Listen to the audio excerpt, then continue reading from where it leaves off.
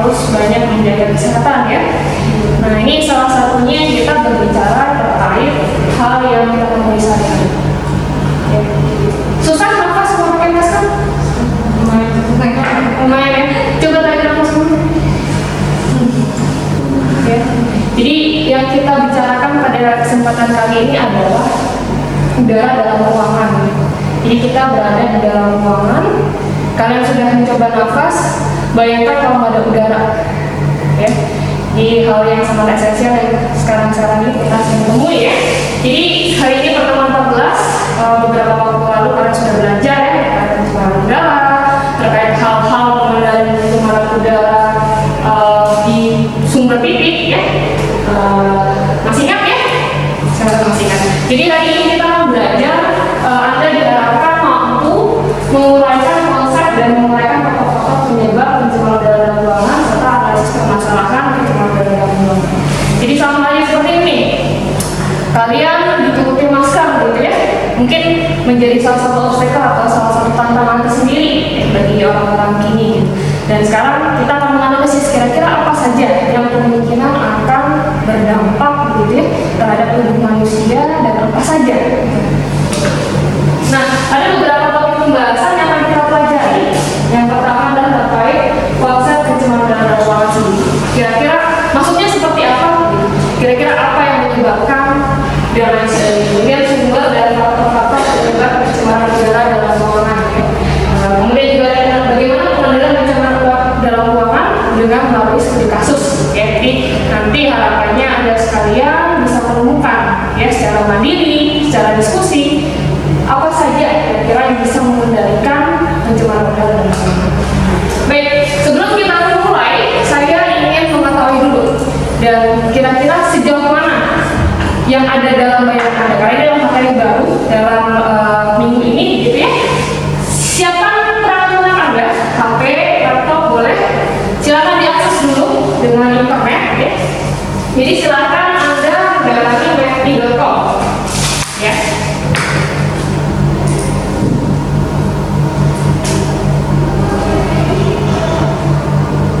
Silakan Anda mendatangi menti.com.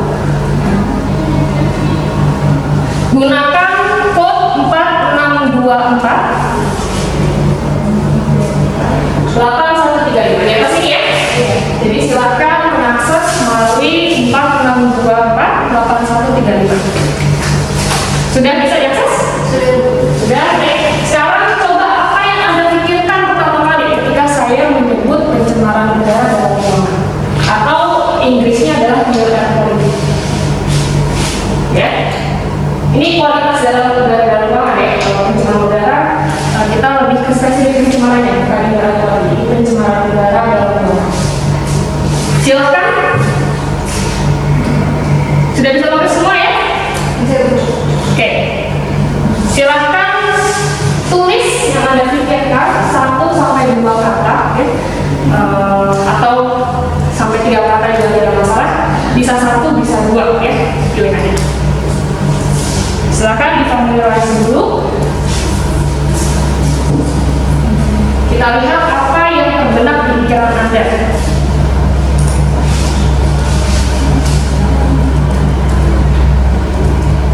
Nah ini biasanya macam-macam ya. Biasanya setiap orang memiliki persepsi masing-masing. Ada yang langsung merujuk pada suatu hal, ada yang merujuk pada sesuatu gitu ya. Sudah pas? Oke. Ruangan ialah rokok, kualitas udara, penyebab pencemaran dalam ruangan ialah ini gimana dong sendiri? Kualitas udara, udara kotor, parameter kualitas. Oke, ada yang bisa menjelaskan tidak yang Anda sampaikan di sini? Mungkin yang udara kotor. Siapa yang udara kotor? Mas Benny, silakan jelaskan dan uraikan mengapa Anda menjawab udara kotor.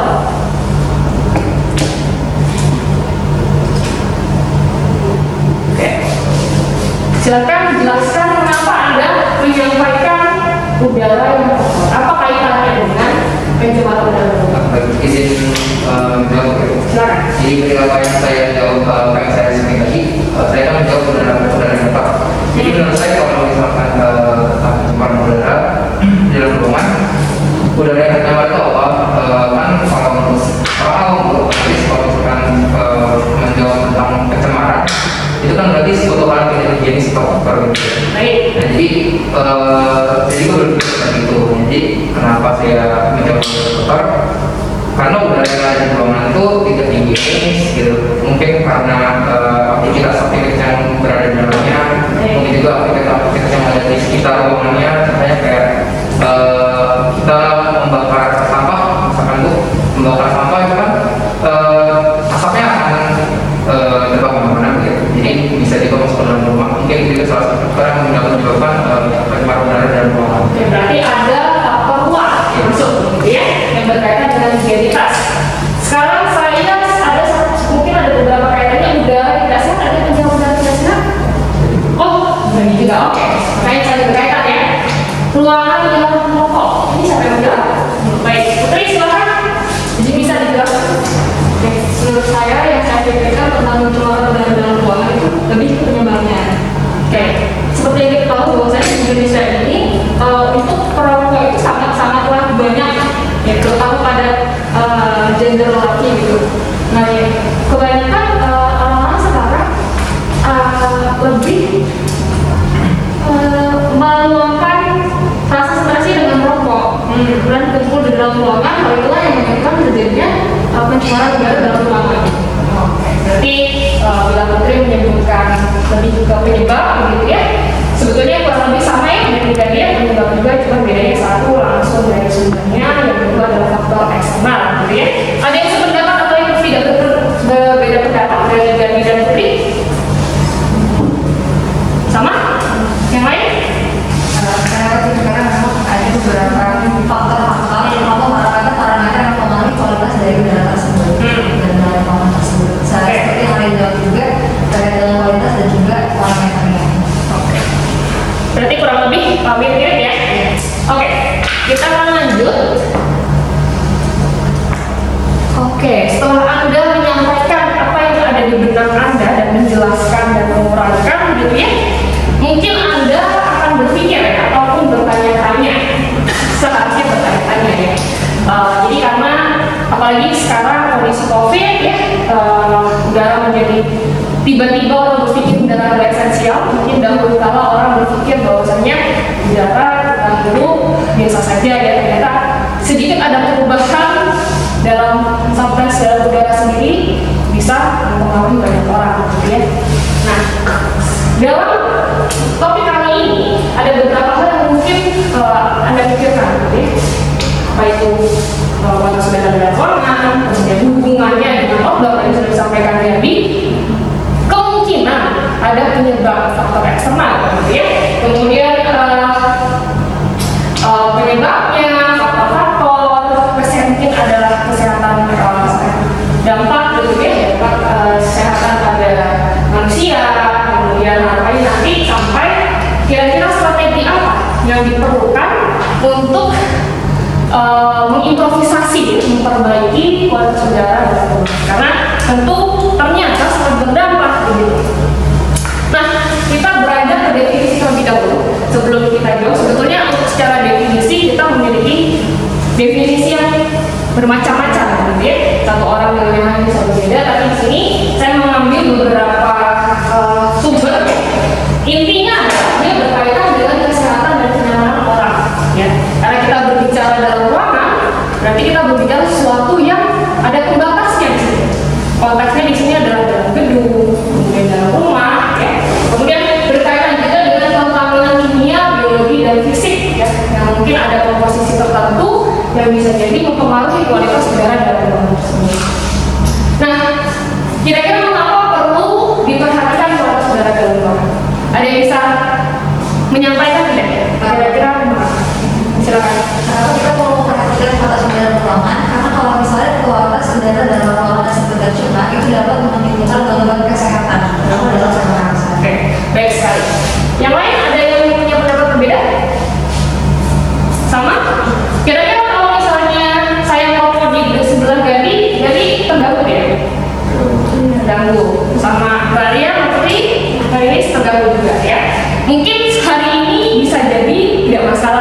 kita tidak pernah tahu besok seperti apa. Sama aja ketika kita berkontak dengan orang yang terkena corona hari ini tidak masalah, besok kita tidak pernah tahu. Ya, oke. Ternyata memang banyak sekali ya pengaruh-pengaruh yang dalam jangka pendek maupun jangka panjang. Ada yang bisa menjelaskan kembali dampak kronis. Pernah dengar dampak kronis? Ya, apa itu? Ada yang bisa menjelaskan kembali? Ya, sekarang. Mungkin menurut saya dampak kronis itu adalah suatu dampak yang ditimbulkan dalam jangka waktu yang panjang, namun dampaknya itu sangat besar. Jadi ada dampak kronis, yang satu lagi dampak apa? Silakan dibuka HP-nya, silakan anda mengakses. Kita mau coba mengingat kembali, ya. Dampak kronis kita punya banyak sumber ya sekarang ya. Sebelum saya menyebutkan, coba anda mencari terlebih dahulu. Ada dampak kronis dan dampak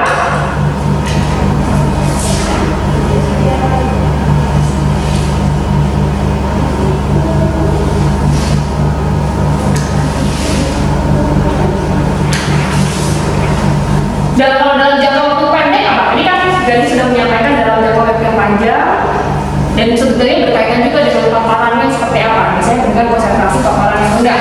Kalau dengan konsentrasi paparan yang tinggi dalam waktu yang singkat, apa namanya?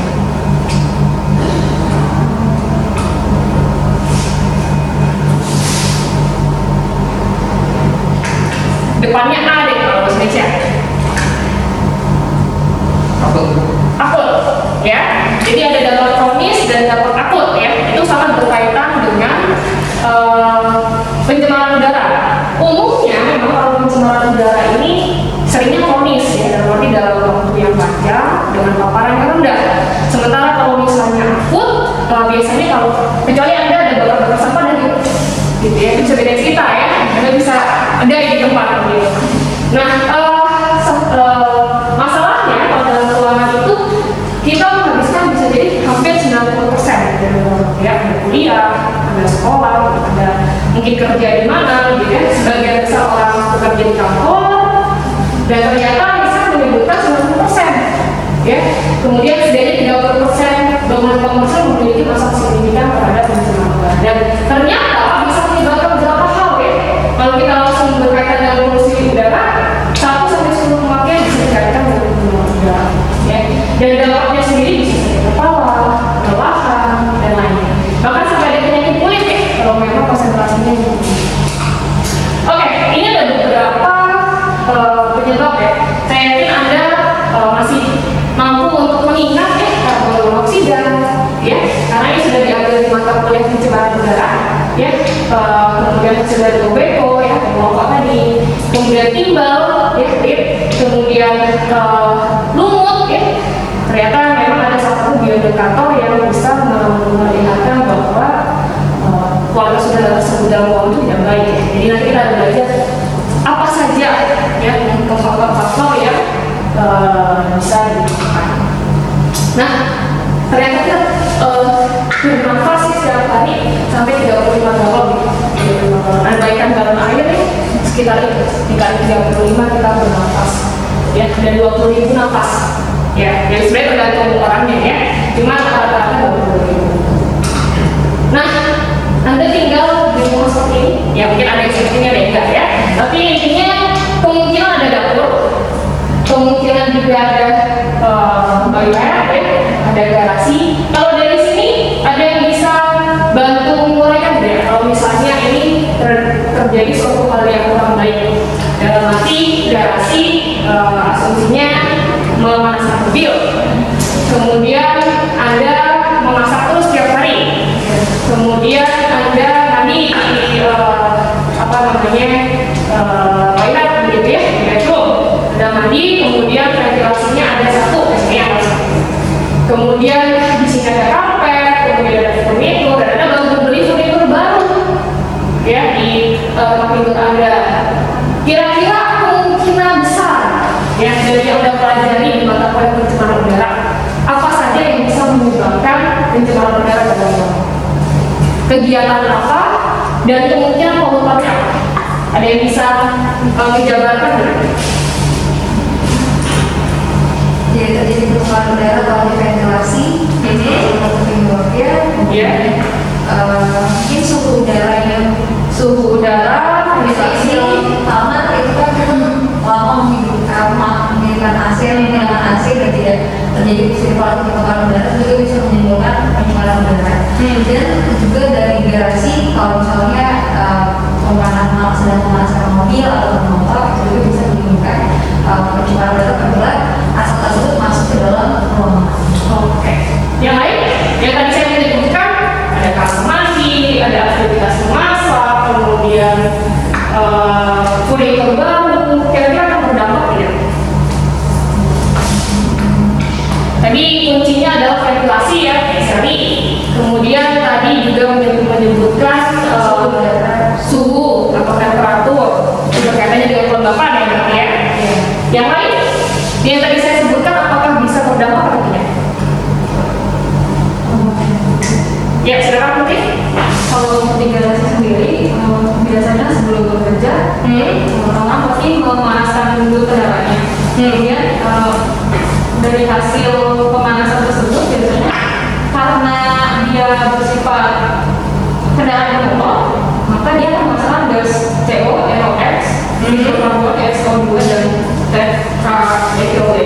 Oke. Sedangkan itu juga kalau kita lihat dari gambarnya sangat berhubungan dengan kitchen ya. Kitchen, baik. Jadi kalau bisa mengganggu metabolisme tubuh apabila kita memakan hasil olahan makanan dari ibu kita bersama. Oke. Kalau di dapur ada aktivitas memasak menggunakan kompor, ada pembakaran nggak? Apakah ada kemungkinan adanya gas yang keluar dari situ? Oke. Jadi kita sudah belajar bahwa setiap pembakaran pasti akan menimbulkan polutan ya. Kecuali ada pakai gas listrik ya. Itu beda cerita ya. Itu kan juga kemungkinan ada asap makanan dan lain sebagainya ya. Kemudian furnitur. Ternyata furnitur itu banyak sekali model organik kompor yang dikeluarkan ya. Organik itu ya kadang ada metana, makanan, dan itu yang menjadi hal-hal yang tidak dipikirkan ya. Cleaning product yang kita gunakan tiap hari. Anda merasakan bau ya? Nah, itu adalah salah satu bagian produk organik yang kemungkinan besar ada hidup, dan itu secara jangka panjang gitu ya. Itu juga menjadi bagian dari polutan berkeluarga dalam. Nah, jadi ada beberapa hal yang harus dilakukan ya. Pertama adalah planning and design, ini merencanakan ya penggunaan produk indoor ya. Kita sudah tahu mengapa pemerintah mungkin salah satunya mengganti kompor induksi ya, lebih bersih. Nah, itu maksudnya adalah seperti itu ya. Kemudian prevent outdoors, improve air quality. Nah, ada beberapa tipe ya yang sudah disebutkan bahwa ada karbon monoxide. Tadi saya sudah sedikit menyentil volatile organic compound ya. Kemudian ada respirable particles, ada juga biological contaminant. Kok bisa? Ya, kok bisa? Ada yang pernah lihat lumut atau jamur? Itu biasanya di kondisi yang seperti apa? Lembab ya. Ternyata memang ini adalah salah satu bioindikator bahwa memang kualitas udara dalam ruangan tersebut sampai gitu. Nah, biasanya memang di tempat yang seperti apa untuk adanya lumut, kemudian adanya tadi jamur, biasanya kondisi yang seperti apa? Di ruangan yang seperti apa? Oh iya. Kemudian bentuknya seperti apa? Tertutup, tidak ada pertukaran udara, baik sekali. Terus basah, berkaitan dengan kelembapan ya tadi ya. Ada lagi? Tidak ditembus cahaya, betul.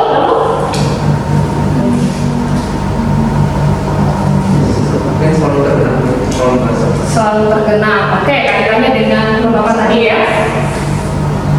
Kalau rumah dengan 10 kali 10 meter, ruangan 10 kali 10 dengan 2 kali 2 kelembapan. 2 kali 2 berarti apa?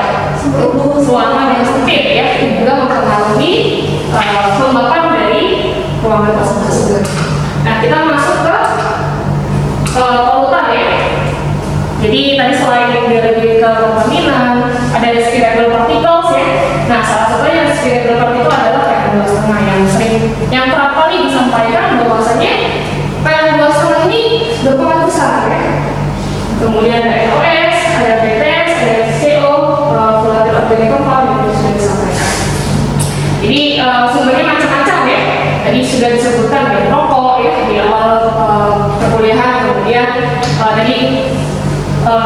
aktivitas memasak, gitu ya.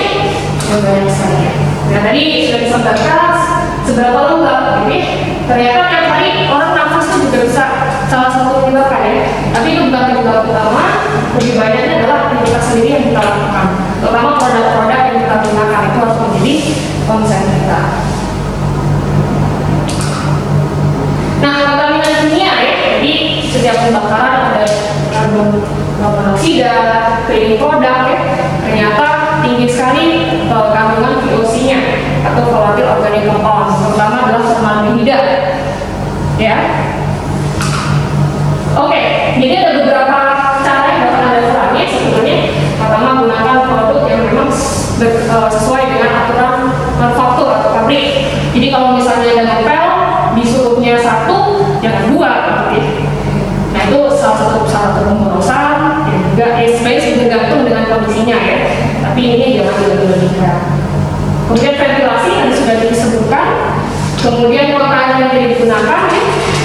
Sebetulnya untuk chemical product umumnya itu kategorinya adalah kategori 3. Ya biasanya kalau di perusahaan itu ditempatkan sendiri gitu. Jadi setelah itu juga menggunakan barang sesuai kebutuhan. Oke, kita skip aja ini karena sudah pernah dibahas ya di note pada sebelumnya. Oke, ini ya. Tadi ruangan yang lembab ya. Ini sebetulnya berkaitan dengan kondisi ruangan itu sendiri. Dan ini ada beberapa polutan yang tipikal, yang kerap atau sering ada. Misalnya di bedroom ya, ada debu ya, kemudian chemicals ya, kemudian di tumbuhan tanaman yang ada di pekarangan juga mungkin ada polen ya, itu juga salah satu sumber pencemaran udara sebenarnya, tapi secara natural ya, pestisida, kemudian di garasi ya yang sudah disebutkan, kemudian kalau ada yang merokok, nah ini oleh karenanya kenapa di mall itu ditempatkan sendiri ya, sebetulnya selain kenyamanan menurut definisi pertama tadi memang untuk menjaga kematangan udara dalam ruangan. Nah sekarang 2 kelompok ya, setiap kelompoknya 2 orang. Jadi ada studi kasus, ini akan saya bagikan lembar ya. Yang terdekat itu tetap jaga jarak ya, agar tidak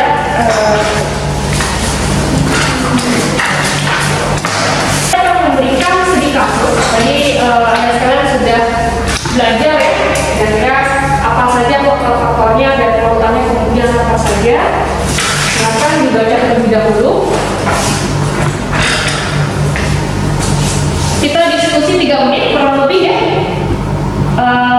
Jadi nanti silakan Anda berdiskusi terlebih dahulu. Kalau misalnya kurang jelas, gitu ya, ini ada rangkumannya. Silakan Anda berdiskusi terlebih dahulu. Intinya adalah, ya, Anda diminta di sini sebagai konsultan, ya. Anda diminta sebagai konsultan bahwa ada permasalahan di kantor si bapak yang di Bandar Lampung, ya. Nah, ya sama ya, itu sama ini sama. Intinya adalah Anda diminta menjadi konsultan karena ada masalah di perusahaan si bapak X ya, bapak Andi di sini. Nah, kalau ada permasalahan ini kurang lebih Anda harus menjalankan apa? Ya, Anda diminta untuk memprediksi ya temuan-temuan apa saja. Ternyata didapatkan ada masalah nih. Kok banyak karyawan yang mengambil cuti gitu. Sakit sebagainya. Ya. Nah dia bingung, makanya Anda di-hire untuk mensupervisi kira-kira apa saja kemungkinan terjadinya. Untuk terdapat proses pembakaran, jika proses pembakaran itu menyebabkan karyawan-karyawan yang ada di utama itu terpapar. Kira-kira selain itu apa yang mungkin ada di sebelum Anda visiting ke lokasi, kira-kira Anda mencurigai apa saja yang mungkin Anda curigai sehingga menyebabkan sakitnya lebih banyak, mungkin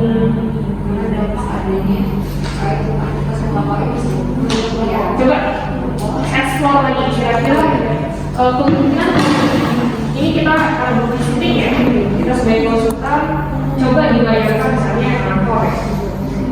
Kira-kira ada apa aja di sana? Kemudian kalau kantor umumnya bagaimana kondisi kantor tersebut? Tadi kan sudah disebutkan ya, seperti di rumah saja ada aktivitas ini masalah. Dan kalau di kantor seperti apa? Jadi coba curi dari suatu hal sehingga itu menjadi masalah-masalah ini. Gimana kita sudah mendapatkan? Kira-kira apa?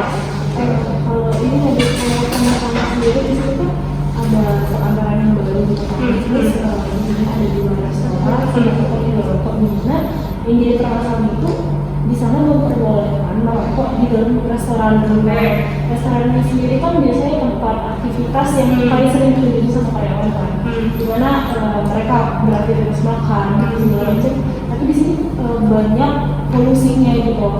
Sedangkan di ruangan itu sangat tertutup ya, tertutup gitu kan. Jadi sirkulasi udaranya juga tetap hanya di situ dan mengganggu kesehatan. Yang mereka bernapas itu mengganggu pernapasan.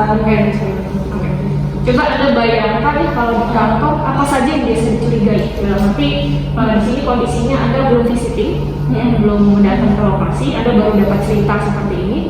Anda kan tentu sebelum visiting menulis ya, kira-kira apa saja nih kalau di dalam perusahaan atau di dalam ruangan. Tadi kan indoor ya, kira-kira apa saja yang Anda curigai. Tadi kan merokok, misalnya apa gitu ya. Coba dieksplorasi lagi kegiatan apa saja yang biasanya ada di kantor. Ini tidak mempertimbangkan COVID ya, jadi ini anggapannya tidak ada COVID. Kalau ada COVID kita bisa banyak cerita.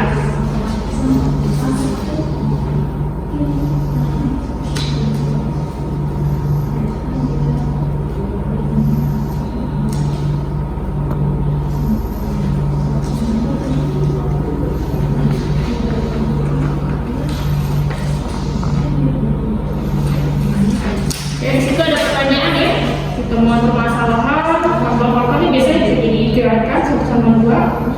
Kemudian kemungkinan konsekuensinya dan tindak lanjut ya. Mungkin tindak lanjut kita perlu banyak pelajari. Silakan Anda browsing, gunakan internet Anda tidak masalah, gunakan HP Anda. Kira-kira apa yang bisa Anda curigai dari kasus ini?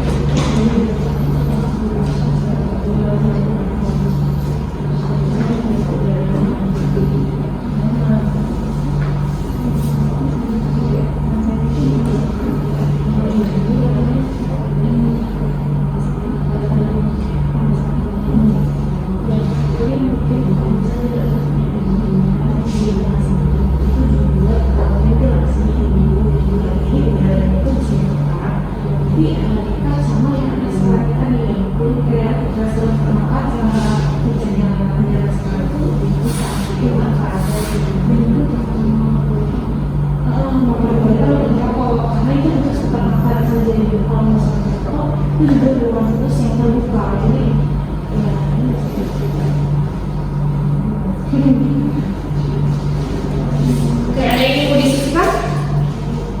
Cukup? Cukup? Ada yang mau didiskusikan? Cukup. Oke, saya beri 30 detik lagi ya untuk summary. Jadi nanti tolong ada salah satu perwakilan ya masing-masing kelompok untuk mempresentasikan hasil temuannya. Jadi Anda misalnya PT ABC ya, PT XYZ, silakan menyampaikan persiapan apa yang Anda siapkan gitu ya untuk melakukan visitasi.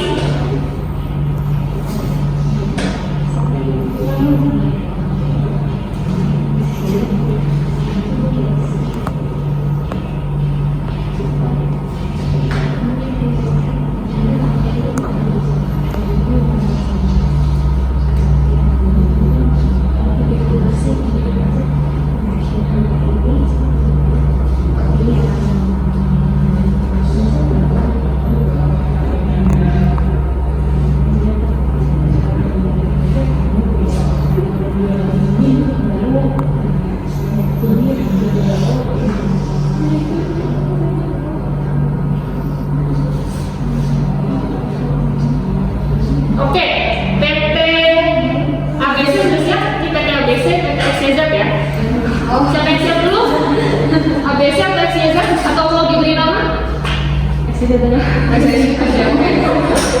Barangkali ada feature ini ya, kalian punya perusahaan gitu. Silakan, untuk sekarang bisa berniti-niti mengenai Anda ya.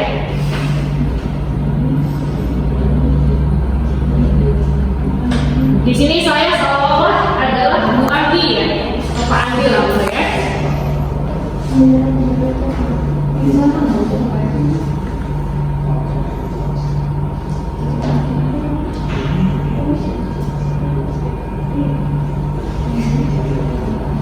Oke, silakan. Saya berbicara dulu, saya bisa menyampaikan prediksinya, total dan kemungkinan tindak lanjut yang bisa dilakukan. Silakan. Andi yang mewakili ABC. Apa? Iya, Pak. Tidak iya ya. Untuk disampaikan saja.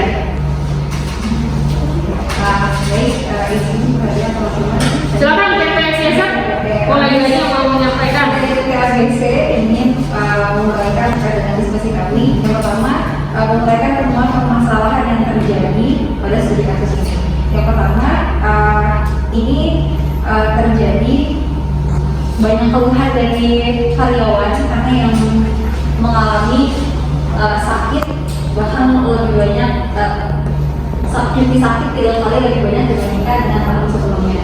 Nah, mayoritas mereka merasakan sakit itu mayoritas karyawan yang bekerja di lantai utama atau di lantai bawah. Nah, kemudian setelah kami identifikasi mengapa banyak karyawan yang mengalami sakit, terutama bekerja di lantai utama atau di lantai bawah, itu karena pertama lokasi lantai utama kedua yang di lantai bawah itu ada restoran dan juga ada toko penjual rokok. Nah, di sini dijelaskan bahwa rokok ini diperbolehkan di dalam restoran. Nah, sedangkan dalam toko restoran itu terjadi proses pembakaran yang menyebabkan timbulnya gas CO dan menimbulkan dampak lainnya dari mangkok tersebut itu sendiri. Nah, ini agak yang Nah, selain itu, dari lantai bawah ini juga pasti kalau kita membayangkan suatu kantor, itu pasti di lantai utama atau lantai bawah pasti ada area parkiran, gitu kan.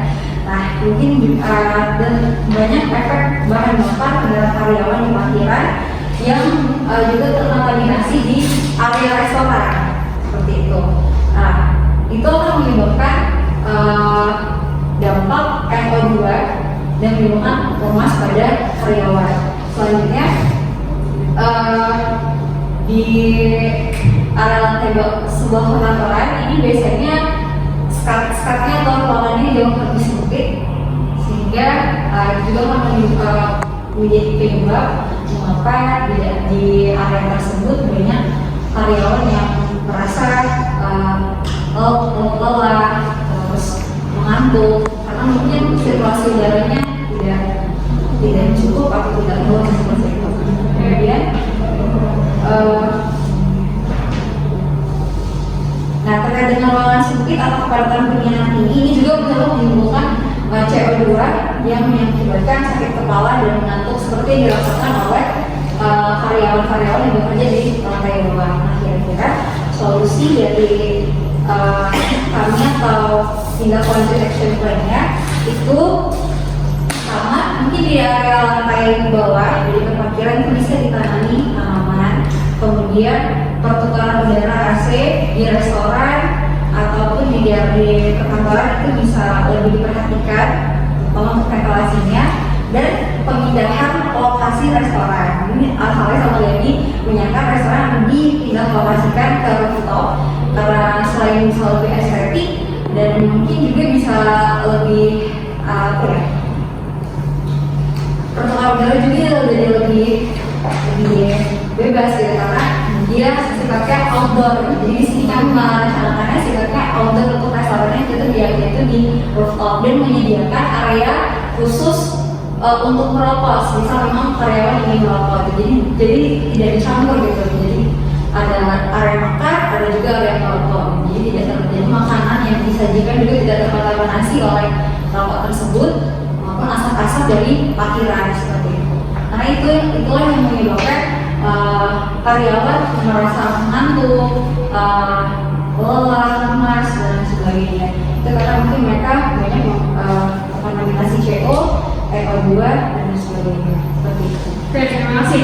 Silakan sebentar sebelum Islam berikutnya Bapak. PT SDZ ada yang mau komplain nggak ke ABC? Sesuatu yang berbeda maksudnya ya, bukan mas kurang mereka bukan gitu ya. Jadi silakan di hal pembeda gitu ya.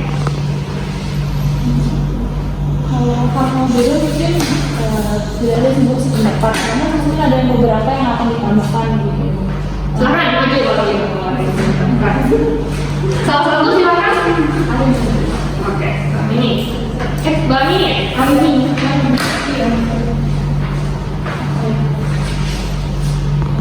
Sebelumnya saya dari SDZ mewakili.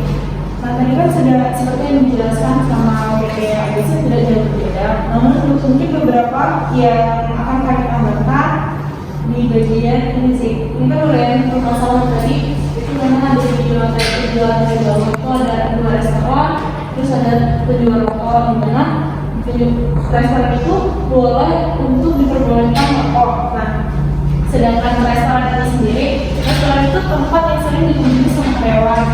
Otomatis karyawan yang di sana itu terpapar sama polusi dari rokok tadi.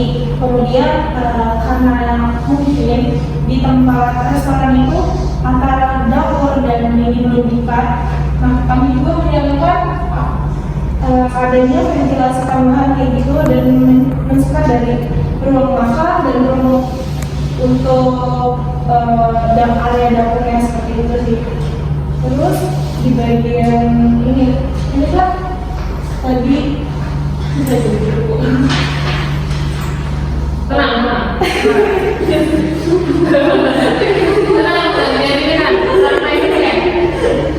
Gak ada salah benar ya? Silakan. Nah, ini kan adanya juga faktor permasalahan yang dibawa dari dapur tadi itu ada gas dan asap kompor itu juga menyebabkan pertukaran udaranya atau pencemaran udaranya yang membuat terganggu juga. Kemudian di sini ada permasalahan di mana karyawan ini mudah mengantuk gitu kan. Mudah mengantuknya itu karena kekurangan sirkulasi udara, kekurangan gas O2 gitu. Terus saran dari kami atau tidak lanjutnya itu sendiri, restoran itu seharusnya menyediakan cooker food di mana itu dapat menyerap udara kotor, bau dan panas. Kemudian menyediakan ruangan khusus untuk merokok itu sendiri. Kayak lokal ya penjelasan dari itu. Oke, terima kasih teman-teman. Oke, baik sekali. Jadi tadi sudah di-highlight ya, bahwasanya yang pertama ada yang merokok, ya. Kemudian ada restoran ya yang dekat dengan ruangan. Tadi ada juga yang sudah menyebutkan apa tadi ventilasi ya. Ada juga menyebutkan kemungkinan ada dampak dari apa? Kendaraan bermotor gitu ya.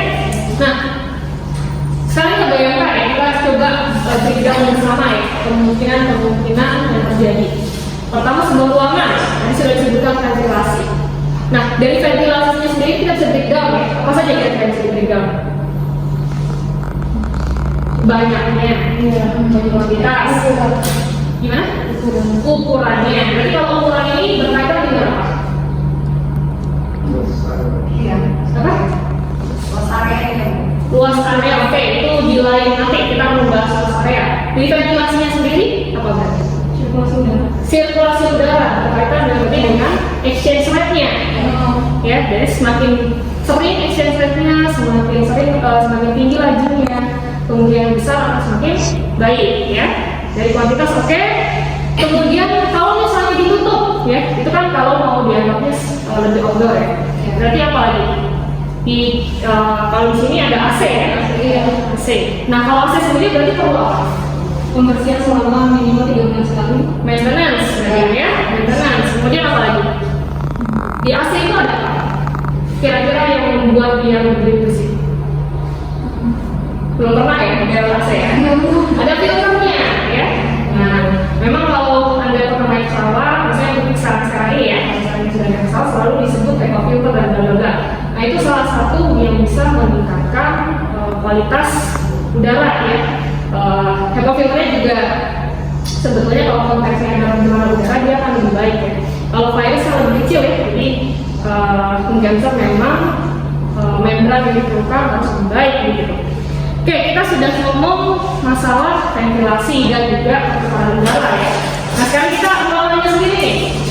Tadi saya sudah menyebutkan bahwa kalau 2 kali 2 dengan 10 kali 10 akan lebih dengan orang yang sama akan lebih lega ya.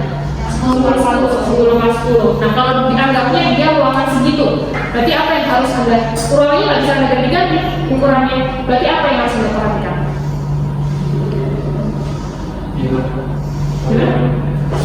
Jumlah manusia. Jumlah manusianya, betul. Jadi okupansinya, karena ruangannya kan tidak mungkin kita minta gedungnya ditambah ya.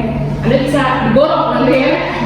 Jadi okupansi itu sangat mempengaruhi. Jadi berarti apa? Kira-kira yang bisa Anda perjelas, yang bisa Anda sampaikan kepada owner terkait okupansinya apa? Misalnya di satu ruangan, berarti harus apa? Rekomendasi Anda? Misalkan kalau dari satu ruangan ke 10 orang itu mungkin bisa kurang dari 10 orang. Jadi ke kuantifikasi orang yang bekerja lebih diperketat lagi dengan memperhitungkan kualitas seorang tersebut yang akan bekerja. Berarti lebih sedikit lagi mungkin ya bahasanya ya. Oke. Tadi sudah disebut ya, sekarang kita berpindah ke tindak lanjut ya. Tindak lanjut kira-kira apa yang Anda lakukan? Tadi sudah disebutkan ya, mungkin maintenance. Nah, terus apa sebetulnya yang penting yang perlu Anda lakukan sebelum Anda rekomendasi? Kalau di TL kan, kalau air ya, kalau Anda mau desain bangunan berarti harus apa? Apa yang harus Anda lakukan sebelum mendesain sesuatu? Apa? Survei apa ya berarti? Apa yang Anda lakukan dalam survei itu? Kalau di sini konteksnya adalah kualitas udara dalam ruangan. Apa? Kamu kayak kenceng aja, gak ada salah, gak ada benar di sini. Kita sama-sama belajar. Kualitas udaranya. Kualitas udara ya. Jadi itu yang pertama harus Anda lakukan, pengukuran. Ya, pengukuran sehingga strategi yang Anda lakukan bisa lebih ketat. Oke. Jadi kita make it clear ya. Jadi kalau misalnya rumah ya, ini rumah itu sebetulnya nggak akan beda jauh dengan kualitas udara dalam lainnya ya, dalam arti bahwa dia harus dibutuhkan ya. Kalau misalnya rumah baru pun juga harus memperhatikan manufaktur yang dibeli. Mungkin ini yang tidak dijelaskan tadi ya. Karena informasinya masih sedikit, nanti Anda harus pastikan ketika di lokasi tersebut baru beli sesuatu nggak, beli karpet baru nggak, atau cleaning produknya seperti apa, frekuensinya, gitu ya. Itu juga harus salah satu yang bisa dipertimbangkan dalam menindaklanjuti, gitu ya, ketika Anda melakukan wawancara. Kemudian tambahan nanti pengukuran ya. Jadi tidak hanya kualitasnya saja, tadi sudah menyebutkan bahwa kalau ada jamur berarti ada kelembapan yang perlu dikontrol. Ya, dan sebetulnya banyak lainnya ya, banyak lainnya. Ini ada karakteristik kualitas udara ruangan yang baik ya. Nah, kita tidak mungkin ya di sini menebak-nebak begitu. Oh ini kelembapannya segini, jadi harus dengan pengukuran ya, pengukuran itu penting. Temperatur ini maksudnya Fahrenheit kalau dikonversi berapa? Udara dalam ruangan berapa suhunya? Berapa? 25 ya, 78 itu 25 ya, 72 itu sekitar 22an ya. Kemudian kelembapannya 40-60. Indonesia merupakan salah satu negara tropis ya, di mana kelembapannya cukup tinggi. Jadi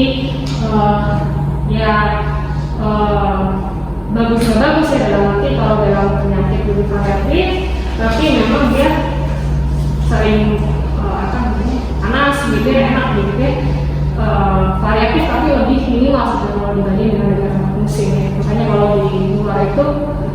COVID-19 kalau musim dingin malah suka susah handle daripada negara kita yang lebih dua musim. Oke, ini checklist. Jadi Anda ketika nanti menjadi konsultan misalnya, atau Anda HSE, audit internal, harus perlu checklist. Nah, itu yang perlu Anda perkirakan, dan itu memang harus ada acuan-acuan yang sesuai standar.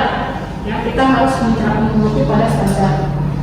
Kemudian tadi juga deadline, harus ada plan-nya, ya, seperti smoking, kemudian toxic materials, ya, vehicle fuel, kemudian menggunakan hazardous material, kemudian cuci tangan dan lain sebagainya, ya. Ini checklist untuk kelembapan. Oke, karena waktu sudah habis, ya. Jadi hari ini Anda sekalian sudah belajar, ini akan dilanjutkan minggu depan, ya. Tapi sebelum melanjutkan minggu depan, ada tugas, ya. Ada tugas individu untuk meningkatkan pemahaman Anda, ya. Intinya untuk mengingat kembali, karena ini kan sudah semester 4, ya, pencemaran udara, ya. Jadi silakan cari studi kasus, ya. Dan keterkaitan antara polutan dan sumber pencemaran udara, khususnya dalam ruangan. Kalau di pencemaran udara Anda lebih banyak di luar ruangan, tapi untuk yang sekarang Anda fokusnya ke dalam ruangan. Jadi memang sumbernya kemungkinan besar akan sedikit berbeda. Tapi memang tadi sudah disebutkan bahwasanya ada dampak dari luar, ya. Jadi biasanya kita menggunakan rasio inlet per outdoor air quality, ya. Itu ada metodenya sendiri. Kemudian untuk tugasnya dengan ganjil, silakan dengan topik polutan VOC dan berasal dari CO, NIM genap, MOS, O3, ozon, BTX, ya. Jadi pengumpulannya melalui Google Classroom pada folder pertemuan, ya. Jadi jangan lupa dikumpulkannya minggu depan pada saat jam kuliah maksimal. Oke? Jadi itu saja yang kita pelajari pada kesempatan kali ini. Mohon maaf, terima kasih. Wassalamualaikum warahmatullahi wabarakatuh.